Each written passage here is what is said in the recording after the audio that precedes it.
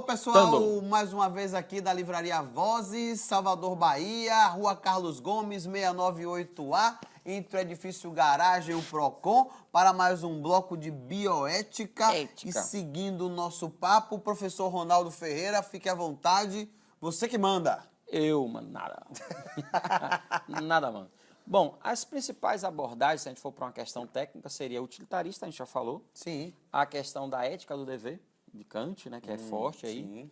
E, acima de tudo, essa questão do individualismo liberal. Por que esse individualismo liberal valoriza muito a liberdade do indivíduo? Sim. Isso a gente entra em coisas positivas e coisas também negativas. Por exemplo, a dificuldade que Obama teve nos Estados Unidos de conseguir uma lei para barrar mais a forma fácil de se comprar uma arma. Em alguns estados americanos, isso é a máxima de que é uma liberdade do indivíduo ele poder comprar uma arma para se defender. Então, como é a máxima de liberdade, você não tem como você estabelecer uma lei em cima de um atributo desse, né, de uma coisa tão forte. Então, aí, e também tem a questão, como é a ideia de o indivíduo como um ser que tem a sua dignidade, ele pode lutar por ela. Né? Preservação, etc. E aí a gente estava conversando sobre a questão do Hans Jonas, a questão do Levinas, que tiveram em campos de concentração e que conseguiram dialogar com pessoas também dessa bioética, inclusive o Jonas, o Hans Jonas, ele tem um livro sobre ética na medicina, em que ele começa a discutir essa questão, por que que o tratamento médico envolve também a autonomia do indivíduo. Porque, por exemplo, o médico tem um tratamento, mas eu, como paciente, eu posso dizer que tipo de tratamento eu acho melhor é achar. Então, eu tenho que conversar com esse médico para que ele possa me esclarecer e, a partir desse esclarecimento, eu possa ter autonomia de dizer, não, esse tratamento para mim é bom, esse tratamento não é. De que estamos falando necessariamente? Um paciente com a questão terminal. Ele pode pensar algo alternativo, algo novo, ou ele pode simplesmente pensar em amenizar a sua dor. Então, essas discussões são importantes, porque, por exemplo, hoje a gente discute muito da questão psicológica do paciente. Antes isso não era visto. Isso não era visto porque esse paciente, ele está sofrendo, etc. O que fazer com ele? Era sempre de fora para dentro. E esse paciente é alguém, e alguém que tem autonomia para falar sobre ele mesmo ou o que estão fazendo com ele. Então, é uma das questões da bioética. Outra questão muito importante é que dentro da bioética tem que pensar em um benefício. Que tudo que é feito no aspecto científico tem que preservar pela beneficência e nunca pela maleficência. E essa beneficência deve alcançar o maior número. Aí a gente já encontra um problema no aspecto farmacêutico, tratamentos que são caros e que não são estendidos para todos. A gente encontra esse problema porque a distribuição de um benefício é um critério também especial, porque se eu faço um tratamento que ameniza a dor de um paciente terminal, mas só aqueles pacientes que têm condições financeiras e os outros vão ser relegados ao sofrimento por não ter condições financeiras, então isso é uma discussão muito forte, né? Então, as questões de bioética discutem essas coisas que, do ponto de vista de individualismo liberal, você pode fechar os olhos e dizer assim, não, rege aí o princípio de meritocracia dentro desse aspecto liberal. Sim. Mas a bioética não pode pensar que o indivíduo vai ser tratado de forma diferente de acordo com sua condição financeira. Correto. Porque aí você não está trabalhando uma questão bioética. Você está fazendo uma segregação, e essa segregação é uma das mais dolorosas, literalmente. Porque se eu não tenho condição de amenizar o sofrimento de alguém, porque essa pessoa não tem condições de pagar. Então, a qualidade de vida, a dignidade é sempre vista a partir do dinheiro, da condição financeira. Coisa terrível, né, Marcos? Distorcida, né? Infelizmente, a gente ainda encontra uma sociedade altamente respaldada nessas questões e por isso se faz presente e se faz necessário você criar conselhos nacionais de bioética que regulamentam isso e também fazem com que esse processo de igualdade ele se aproxime de uma realidade em vez de virar só um projeto, né? Por exemplo, no Brasil, a gente tem uma lei a gente não tem uma lei para reprodução assistida. Olha que negócio interessante. Nós não temos uma lei que é um artifício bioético para a reprodução assistida. No entanto, o primeiro bebê de proveta do Brasil nasceu em 1984, é uma moça lá no Paraná que hoje tem 33 anos de idade. Sim. Olha só que negócio interessante. Nós não temos uma lei que também retrata com a questão do indivíduo, que também é algo que você prevê na bioética. Não temos uma lei adequada para a questão da saúde da mãe, da saúde da mulher e as questões do estupro, porque ela é respaldada nas leis de 1940. 40, que já não tem mais a realidade que a gente vive. Imagina. Há muito tempo, não é vive agora, ontem, ano passado. Sim. Há muito tempo. O que acontece? Em 5 de outubro de 2005, foi regulamentado, foi criado, né, o primeiro conselho de discussão sobre a bioética no Brasil. Tá? Foi discutido em 6 estados, dentre eles Rio de Janeiro, São Paulo, Paraná, Manaus, Recife, Brasília. E esses estados, eles tiveram um amplo debate, ele ficou 60 dias no site do governo federal para que as pessoas pudessem opinar, entrar, falar, né? O ex-presidente Luiz Inácio da Silva, o ex-presidente Lula, ele pegou todo o processo, tá certo? Encaminhou um projeto de lei de bioética em 2005, e que fique constatado isso, o projeto de lei de número 6032, tá? Estou muito bem respaldado com essa informação. Ela foi encaminhada em 2005, não foi votada. Em 2008, foi requerido pelo governo para que fosse votado o projeto de lei de bioética e, infelizmente, de 2008 a 2010, ele tramitou em regime de urgência. À época, o presidente Supremo? Da Câmara era Arlindo Quinalha e Sim. também não foi votado, tá certo? E aí eu vou me retratar uma questão que é importantíssima. Tá? Para que serve um conselho desse? Para que serve uma lei como essa? Porque, Sim. veja, a ciência é livre, a ciência tem que pesquisar, a ciência tem que buscar.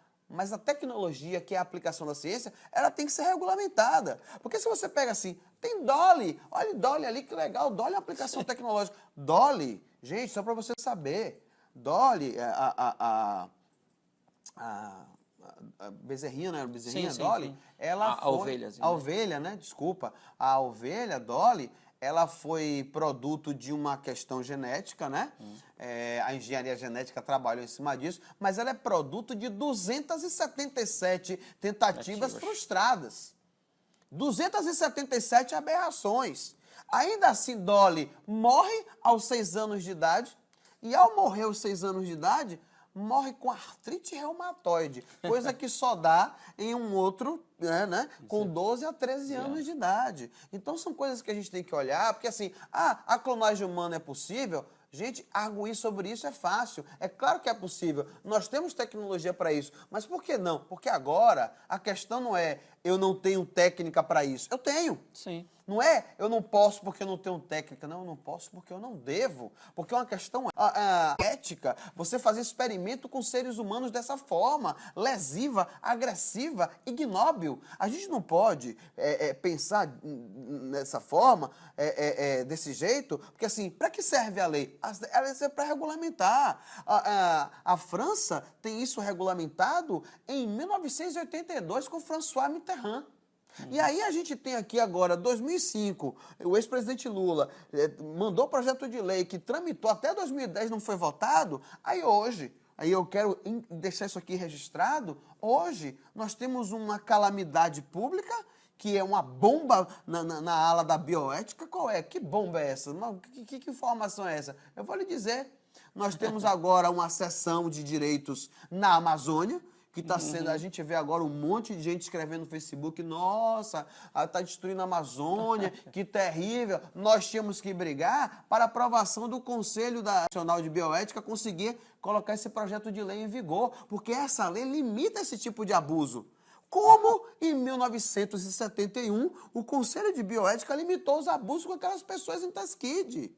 Não era uma coisa assim, olha, poxa, é porque nós somos bonzinhos. Não, gente, é porque nós precisamos ter limites, sabe? O meu direito de fazer a tecnologia fluir, ele termina no direito ao que o outro tem de humanidade. Da e precisamos sua dignidade, ter isso. né, Marquinhos? O que é básico, você ter essa dignidade de vida. Não pode destruir a dignidade do outro, né? Não pode. Então, assim, onde é que a lei tem importância? É nessa hora, gente. É nessa hora que a gente tem que apoiar a lei, é nessa hora que a gente tem que acompanhar. Você que gosta de pesquisar, ouve os dados aqui com a gente, dá uma olhada lá, projeto de lei de número 6032, né? Encaminhado pelo ex-presidente Luiz Inácio da Silva, né? Em 5 de outubro de 2005. Dá uma olhada lá para você ver o quanto a gente perdeu por essa lei não ter sido aprovada. Porque existe agora um dilema, já que nós estamos discutindo ética, entre o que é legal e o que é ético. Porque, assim, se alguém me disser, alguém amanhã vai dizer, vai escrever para nós, inclusive, é direito, é lícito para quem discorda de nós, dizer assim, mas as pessoas que estão explorando a Amazônia, elas conseguiram com voto de maioria no Congresso. Mas a bioética, ela está aí para limitar, porque nem tudo que é legal é bom. Agora, se esse Congresso consegue votar para essas coisas não tão boas, por que não parou para votar nas coisas próprias da bioética? Porque a mentalidade de bancada ruralista é conservadora. É algo que eu quero assim, poxa... Destrutivo, né? Desculpe, é destrutivo. Discorde quem quiser. Eu preciso que nós comecemos a debater isso aqui, porque, veja, mentalidade do cara que entende que o cara não tem que ter um salário mínimo, etc, etc, é uma mentalidade ruim, né? E envolve questões bioéticas também, porque essas pessoas trabalham no campo. E outra coisa, há uma preocupação muito grande com determinadas coisas, e aí quando vem a situação atual, a Amazônia, não sei o quê, mas isso já foi proposto na discussão. Por que não acatou essas discussões? Agora vem no calor da coisa a emergência de se votar de forma irresponsável ou intencionalmente ruim, em que os interesses financeiros sobrepõem a questão ética. E polêmicas essas, diga-se de passagem, Ronaldo, que já aconteceram lá nos transgênicos. Por que ficou aquela discussão toda maluca? Porque nós não tínhamos uma lei que regulamentasse, entendeu?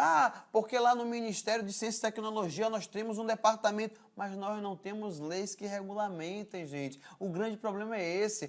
Porque no Ministério da Saúde tem uma outra que fala da questão da reprodução assistida. Ok, são emendas, nós não temos leis específicas para esse tipo de trabalho. Precisamos. É isso que faz com que o médico, a clínica, a indústria farmacêutica respeite o direito do cidadão brasileiro e do cidadão do mundo. Estou falando da nossa legislação, por isso eu falo cidadão brasileiro. Mas tem outra coisa que é mais complicado disso tudo, porque quando a gente fala em bioética, não estamos falando de achismo. Não, estamos falando de profissionais e profissionais de várias áreas que discutem isso.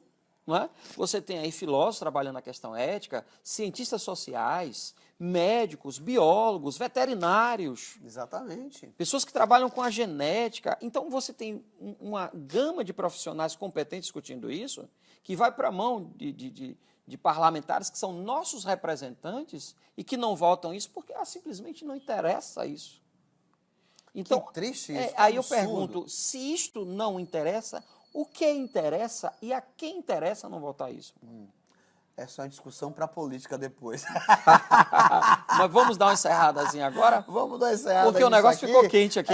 Aqui a água ficou quente, gente. O negócio ficou difícil. Mas assim, a gente precisa falar, tá certo? O papel é esse, é discutir, vou ver vocês na discussão, tá bom? Porque se a gente ficar aqui também fazendo o papel dos anjinhos do céu, as coisas não vão andar. Tá certo? De vez em quando é bom a gente dar uma mexida nas coisas, porque funciona dessa forma, tá certo? Nós não estamos aqui para fazer o juízo de nada, nem ser deuses de ninguém, mas a gente está aqui para abrir os olhos das pessoas que às vezes vendo televisão e não tem informação precisa sobre isso, né? Existe uma lei, existe um instrumento da lei que é a questão da ética e nós estamos aqui fazendo esse papel. Existe, né? acima de tudo, um trabalho de profissionais competentes que é jogado fora. Olha, é uma coisa tão triste, só para a gente encerrar isso aqui, Sim. é que assim, eu falei que em 1982 François Mitterrand fez o Conselho Nacional de Bioética e as legislações que regulamentavam as questões que envolviam a bioética do país. Foram 7 anos e meio de discussão.